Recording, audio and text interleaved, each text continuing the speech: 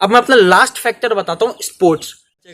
अब मैं अपने फ्रेंड्स का क्या करूं जो मैंने स्कूल में इतने टाइम में बनाए हैं, इनडायरेक्टली बच्चों को फोर्स करता है कि मुझसे प्राइवेटली पढ़ो, एक आसान भाषा में कहे तो ये आज के टाइम पे एक ट्रेंड बन गया है, एक फैशन टाइप बन गया है। Hey guys, this is Abhay Gupta and I am back with another video. तो आज के हमारे वीडियो का टॉपिक होने वाला है जो 10th क्लास के स्टूडेंट्स हैं या जो अभी जिन्होंने 10th क्लास पास आउट की है, उनके मन में हमेशा एक ही क्वेश्चन, एक ही डाउट रहता है कि वो अपने आगे आने वाली फर्दर स्टडीज, जब वो अभी आगे चल के 11th और 12th क्लास में आएंगे, भले से वो कोई सा भी सब्जेक्ट ले, पर वो किससे कंटिन्यू करे। क्या उन्हें स्कूल से ही कंटिन्यू करना चाहिए या उन्हें डमी से कंटिन्यू करना चाहिए। यार डमी का मतलब मैं इधर बता दूं, मेरे कहने का मतलब है डमी एक इंस्टीट्यूशन, एक प्राइवेट इंस्टीट्यूशन चलाता है जिसमें उनकी किसी स्कूल के साथ टाई अप रहेगा या फिर उनका खुद का स्कूल होता है जिसके नेम से वो तुम्हारा नाम सीबीएसई या किसी भी बोर्ड में रजिस्टर्ड करा देते हैं और एग्जाम की डेट आने तक तुम्हें वो अपने ही प्राइवेट इंस्टीट्यूशन में पढ़ाएंगे, क्लासेस देंगे और फिर उसके बाद तुम्हें जब डेट आएगी एग्जाम्स की, तुम्हें वहां जाके पेपर देना है उस स्कूल के नेम से। तो इधर मेरा ये कहने का मतलब है डमी। अब मुझे नहीं पता कि तुम्हारे एरिया में इस चीज को क्या कहते हैं। हमारे एरिया में डमी कहते हैं, वैसे तुम्हारे एरिया में कुछ भी प्राइवेट इंस्टीट्यूशंस, प्राइवेट कोचिंग्स कुछ भी कहते हो। तो आज की वीडियो में मैं तुम्हें वही बताऊंगा। अगर तुम 10th क्लास में हो या अभी अभी तुमने 10th क्लास पास आउट करी है तो तुम्हें अपनी आगे की फर्दर स्टडीज डमी से कंटिन्यू करनी चाहिए या अपनी स्कूल से कंटिन्यू करनी चाहिए। यार देखो, मैं जो भी आज तुम्हारे सामने डाटा या कुछ भी आज तुमसे जो भी बातें डिस्कस करूंगा वो अपने पर्सनल एक्सपीरियंस से करूंगा, क्योंकि यार मैंने खुद ने अपनी 11th और 12th क्लास स्कूल से करी थी। अपनी आगे आने वाली वीडियो में बताऊंगा कि ये मेरा डिसीजन मेरा सही था या नहीं था। So let's get started. तो यार आज मैं तुम्हें यही बताना चाहूंगा कि वो डिसीजन मेरा बहुत गलत था। जी हाँ गाइस, तुमने सही सुना। Private coaching dummy is the best way for your 11th and 12th standard further studies. Private coaching सबसे बेस्ट तरीका है तुम्हारी 11th और 12th की फर्दर स्टडीज के लिए। यार ये मैंने खुद चीज महसूस करी है, मैंने खुद ने अपनी 11th और 12th क्लास स्कूल से करी है। क्योंकि यार तुम भले से कितने ही फेम्ड स्कूल में हो, भले से कितने ही अच्छे स्कूल में हो, वहां पे भले से कितनी ही क्वालिटी एजुकेशन है, कितना ही क्वालिटी स्टाफ है, स्कूल पूरे मेजर्स अटेम्प्ट करता है कि हमारा बच्चा कोचिंग ना जाए, ट्यूशन ना जाए, हमसे ही पढ़े। फिर भी यार 11th और 12th क्लास का बच्चा, अगर तुम कोई एक हाई स्कूल में हो, 9th 10th 11th 12th in class के बच्चे, मेजोरिटी ऑफ द बच्चे या 11th और 12th क्लास के बच्चे हम कह लें ट्यूशन जाते ही जाते हैं। जी हाँ गाइज, बिल्कुल ट्यूशन जाते ही जाते हैं। क्योंकि यार देखो, मैंने अब जो ये चीज नोटिस करी है, गौर किया है, कई बच्चे हैं जो मेजोरिटी ऑफ द बच्चे हैं वो रेदर देन पढ़ने के, अपनी फ्रेंडशिप के, कोई अपनी गर्लफ्रेंड के पीछे या फिर सबको देखा देख कि हाँ भाई ये ट्यूशन जा रहा है तो मैं भी जाऊंगा, एक आसान भाषा में कहे तो ये आज के टाइम पे एक ट्रेंड बन गया है, एक फैशन टाइप बन गया है कि हाँ यार अगर तुम हाई स्कूल में हो, अगर तुम 11th 12th क्लास में हो तो तुम्हें ट्यूशन जाना ही जाना चाहिए या तुम्हें ट्यूशन जाना ही जाना पड़ेगा। अगर तुम किसी से पूछोगे कि हाँ भाई तू 11th और 12th क्लास में है तो वो तुमसे 100% यही पूछेगा कि तू कहाँ ट्यूशन जाता है या कौन से सर के अपनी प्राइवेट कोचिंग लेता है। और अगर तुमने मना कर दिया तो सामने वाला एक तरह से थोड़ा शॉक हो जाता है। बहुत ही रेयर बच्चे होते हैं जो सिर्फ स्कूल फीडिंग से अच्छे मार्क्स ले आते हैं। मैं यहाँ पे सबकी बात नहीं कर रहा हूँ, फिर भी majority of the students coaching जाते ही जाते हैं। और अगर हम प्रैक्टिकल चीज में देखें कि तुम्हें स्कूल अटेम्प्ट करनी चाहिए, डमी अटेम्प्ट करनी चाहिए, तो इसके पीछे बहुत सारे फैक्टर्स इन्वॉल्व है।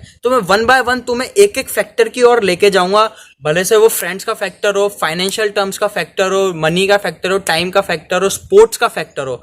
तो मैं एक एक में चीज में लेके जाऊंगा और तुम्हारा मैं डाउट क्लियर करता जाऊंगा, जिससे तुम बिल्कुल श्योर हो जाओ कि हाँ भाई तुम्हें डमी से कंटिन्यू क्यों करना चाहिए। सिर्फ एक यही रीजन होता है कि तुम दो जगह जाओगे। सबसे पहले फैक्टर की हम बात करते हैं टाइम। यार एक ऑब्वियस सी बात है, टाइम तो तुम्हारा वेस्ट होता ही होता है।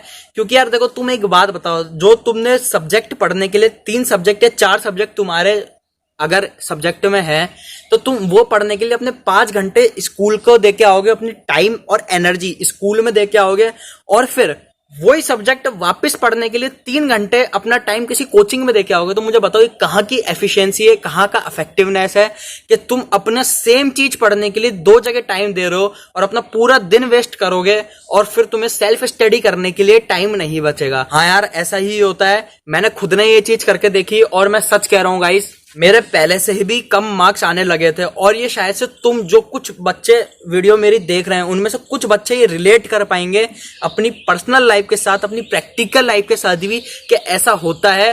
दोनों का प्रेशर नहीं झेलता।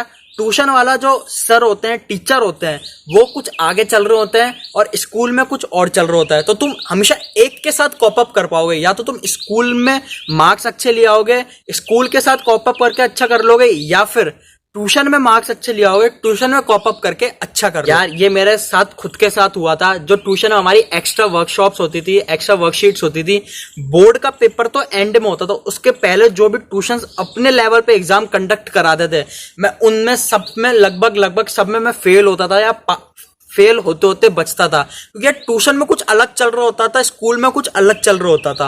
और मैं तुम्हें एक अपनी पर्सनल गाइडेंस यही दूंगा कि यार जो मेन तैयारी होती है, जो तुम बोर्ड्स के लिए प्रिपेयर करते हो, अगर तुमने दिल्ली यूनिवर्सिटी में जाने का एम रखा है, तुम्हें अच्छी कट ऑफ फोड़नी है, तो यार जो मेन तैयारी होती है वो कोचिंग में ही होती है। कोचिंग में ढंग से सिर्फ और सिर्फ पढ़ाई पे ध्यान लगाया जाता है। स्कूल में यार, मतलब मैं हर स्कूल का नाम नहीं ले रहा, फिर भी मेजोरिटी ऑफ द स्कूल्स में इतनी ढंग से पढ़ाई नहीं हो पाती।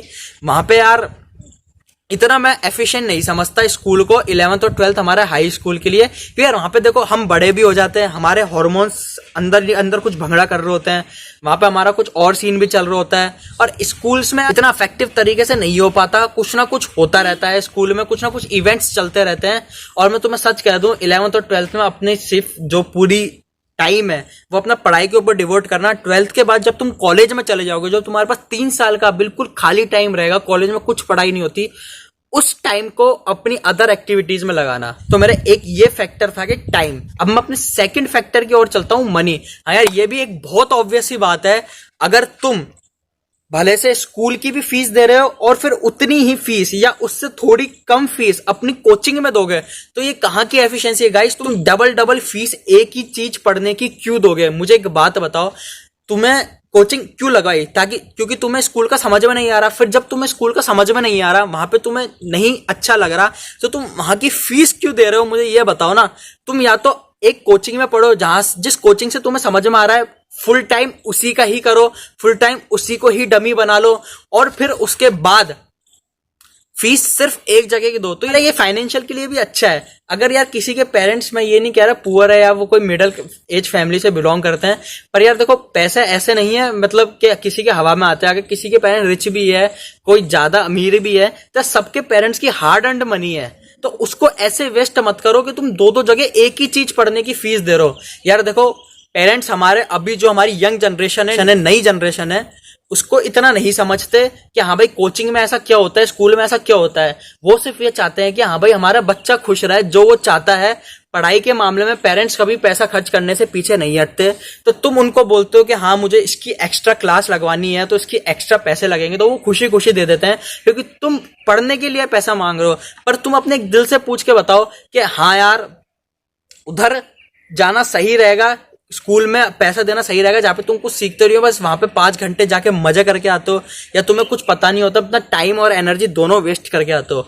और यार मैं किसी टीचर का नाम नहीं लूंगा, किसी स्कूल का नाम नहीं लूंगा, पर मेरी स्कूल में खुद में ये था कि जो टीचर्स थे वो उधर सिर्फ और सिर्फ फॉर्मेलिटी करने के लिए आते हैं। जी हाँ गाइज, वहां पे टीचर्स सिर्फ और सिर्फ फॉर्मेलिटी करने के लिए आते हैं। वहां पे उनको मेन स्टडी से कोई मतलब नहीं होता। वहां पे उनको ये रहता है कि हाँ यार मुझे अपनी एक सैलरी लेनी है, बस एक फॉर्मेलिटी करके चल जाते हैं। 11th और 12th क्लास में उनको भी पता रहता है कि ज्यादातर स्टूडेंट्स ने कहीं ना कहीं कोचिंग लगवा रखी है, तो वो खुद भी ऐसे ही रफली पढ़ा के चल जाते हैं और ज्यादा सोचते हैं कि मेरी जो पर्सनल कोचिंग है, पर्सनल ट्यूशन है, वहां पे बच्चे ज्यादा है, वहां पे मेरे ज्यादा से ज्यादा पैसे बने, तो वो वहां पे इतना एफर्ट नहीं डालता है स्कूल में। वो रेदर देन इनडायरेक्टली बच्चों को फोर्स करता है कि मुझसे प्राइवेटली पढ़ो और मैं तुम्हें फिर वहां पे ढंग से पढ़ाऊंगा।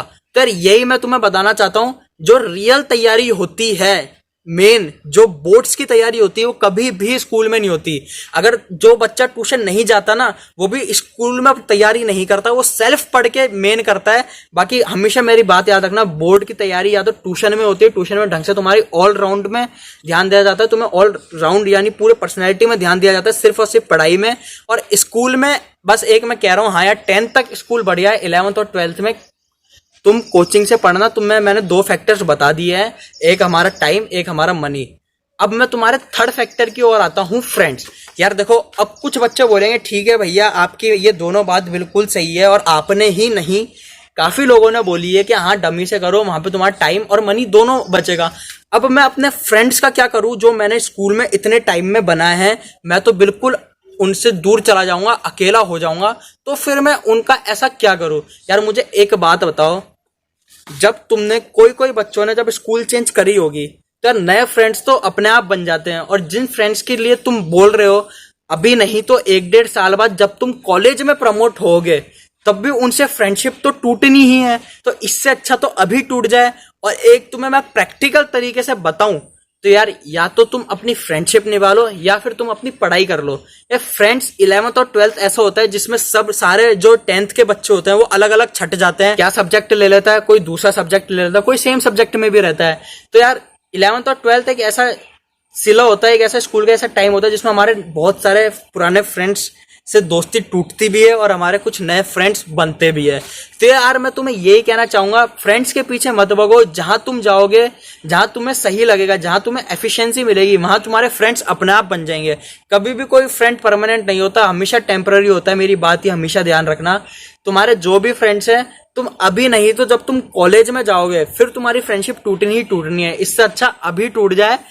फ्रेंड्स के पीछे मत भगना। और जब तुम कोचिंग वगैरह जाओगे तो यार वहां पे तुम्हारे नए फ्रेंड्स बनेंगे। वहां पे ऐसा तो है नहीं कि तुम अकेले ही पढ़ोगे, वहां तुम्हारे नए फ्रेंड्स बनेंगे, उनके साथ अच्छा गेट टुगेदर करो। और कोचिंग वगैरह में एक देखो, मैं भी बताता हूँ, जब मैं कोचिंग दोनों चीजें साथ करता था तो यार हम जब कोचिंग वगैरह जाते हैं तो अपने कोई पर्सनल व्हीकल से जाते हैं, कोई बाइक लेके आता है, कोई कार लेके आता है, कोई स्कूटी लेके आता है। तो यार तो आराम से तुम्हारा पूरा शहर है और तुम और तुम्हारे फ्रेंड्स हैं। कोचिंग के बाद आराम से आधे 1 घंटे चिल मार के गाड़ी उठा के एक चक्कर लगा के आओ, कहीं गाड़ी लगा दो, कोल्ड ड्रिंक वगैरह पियो, मस्त ऐश करो। वो तुम्हें ज्यादा अच्छा देगा, तुम्हें ज्यादा अच्छा मजा आएगा रेदर देन तुम स्कूल में जाओगे एक यूनिफॉर्म पहन के, वहां पे भाई लंच होना है, क्लासेस बंक कर ली, ग्राउंड में चले गए, खेल लिए।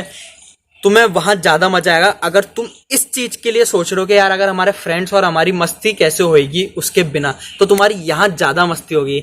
और मैं सच कह रहा हूं गाइस, जब तुम खुद को फक्ड अप कर लोगे ना एक तरीके से, इतना ज्यादा वो एंगेज हो जाओगे, तुम खुद सोचोगे कि यार स्कूल में टाइम पास होता है। एंड के टाइम में तुम यही सोचोगे, तुम्हारी 12th का एंड टाइम चल रहा होगा, लास्ट के 4-5 महीने बचे होंगे, जब तुम्हें लगेगा हाँ यार अब मैं तैयारी कर लेता हूं, अब नहीं करी तो फिर बहुत प्रॉब्लम हो जाएगी। तो यार मैं तुम्हें यही बताऊंगा, खुद सोचोगे कि हाँ यार स्कूल जाने का कोई मतलब नहीं है, वहां वेस्टेज ऑफ टाइम है। अपनी सेल्फ स्टडी करो, अपनी कोचिंग चल के आ जाओ, और वो तुम्हारी स्कूल की फीस पूरी की पूरी वेस्ट जाएगी। तो मैं तुम्हें ये ही कह रहा हूं, मेरा खुद का एग्जाम्पल है। मैं पूरी 12th क्लास में, यानी कि अगर मैं एक एवरेज बताऊं तो करीब मैं 2 महीने स्कूल गया हूं अपनी पूरी 12th क्लास में। और ये मेरा ही नहीं, मेरे जितने भी फ्रेंड्स थे सबका हाल था।